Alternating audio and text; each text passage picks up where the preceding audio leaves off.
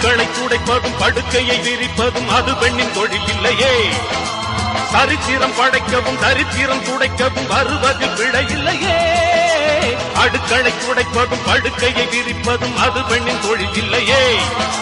சரித்திரம் படைக்கவும் சரித்திரம் துடைக்கவும் வருவதில் பிழை இல்லையே. சுற்றம் என்ன சொன்னாலும் தூய்மை ஒன்றுதான் சொந்தம். காவல் காக்கும் என்னாலும் கற்பு என்னும் தீப்பந்தம். இரவும் பகலும் வியர்வை வழிய கரைகிறதே சத்தம். ஒரு தென்றல் புயலாகி வருமே.